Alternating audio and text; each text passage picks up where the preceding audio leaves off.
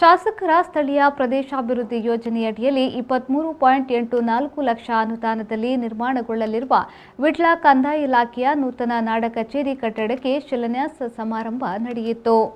ಪುತ್ತೂರು ಶಾಸಕ ಸಂಜೀವ ಮಠಂದೂರು ಅವರು ಶಿಲಾನ್ಯಾಸ ನೆರವೇರಿಸಿ ಸಭಾ ಕಾರ್ಯಕ್ರಮದ ಅಧ್ಯಕ್ಷತೆ ವಹಿಸಿ ಮಾತನಾಡಿ, ಅಧಿಕಾರಿಗಳು ಸಮರ್ಪಕವಾಗಿ ಕೆಲಸ ಮಾಡಿದಾಗ ಗ್ರಾಮದ ಅಭಿವೃದ್ಧಿ ಸಾಧ್ಯವಾಗುತ್ತದೆ.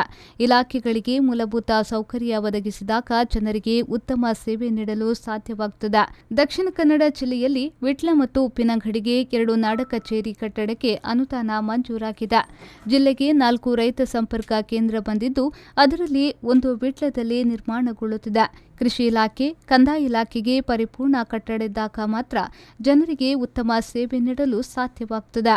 ವಿಟ್ಲ ತಾಲೂಕು ಕೇಂದ್ರ ಆಗುವ ದಿಸೆಯಿಂದ ಸುಸಜ್ಜಿತ ನಾಡ ಕಚೇರಿ ನಿರ್ಮಾಣಗೊಳ್ಳುತ್ತಿದೆ ಎಂದು ಹೇಳಿದರು. ಅದು ಜನರ ಇಲಾಖೆ, ಗ್ರಾಮ ಪಂಚಾಯಿತಿ ಮತ್ತು ಕಂದಾಯ ಜನರಿಗೆ ಬಾರಿ ಹತ್ತಿರವಾಗಿರುವಂಥದ್ದು ಮತ್ತು ಜನರ ದಿನನಿತ್ಯದ ಬೇಕು ಬೇಡಗಳನ್ನು ಪೂರೈಸುವಂಥ ಇಲಾಖೆ.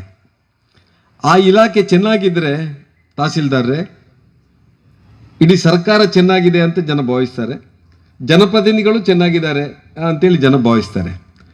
ಆದ್ದರಿಂದ ಆ ಇಲಾಖೆ ಚೆನ್ನಾಗಿರಬೇಕಿದ್ರೆ ಸರ್ಕಾರ ಏನು ಮಾಡ್ಬೋದು?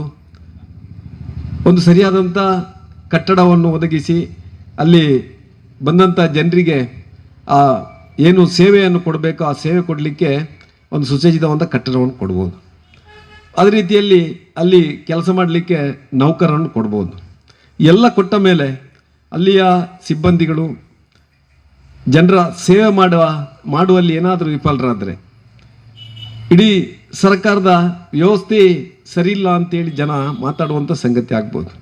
ಬಂಟ್ವಾಳ ತಹಶೀಲ್ದಾರ್ ಡಾ. ಸ್ಮಿತಾ, ನಿರ್ಮಿತಿ ಕೇಂದ್ರದ ನಿರ್ದೇಶಕ ರಾಜೇಂದ್ರ ಕಲ್ಪಾವಿ, ವಿಟ್ಲ ಕಂದಾಯ ನಿರೀಕ್ಷಕ ಪ್ರಶಾಂತ್, ವಿಟ್ಲ ಪಟ್ಟಣ ಪಂಚಾಯತ್ ಸದಸ್ಯರಾದ ಅರುಣ್ಯಂ ವಿಟ್ಲ, ರವಿಪ್ರಕಾಶ್, ವಸಂತ್, ಕೃಷ್ಣ ಎನ್, ಹರೀಶ್ ಸಿಎಚ್, ಅಶೋಕ್ ಕುಮಾರ್ ಶೆಟ್ಟಿ ಮೊದಲಾದವರು ಈ ವೇಳೆ ಉಪಸ್ಥಿತರಿದ್ದರು.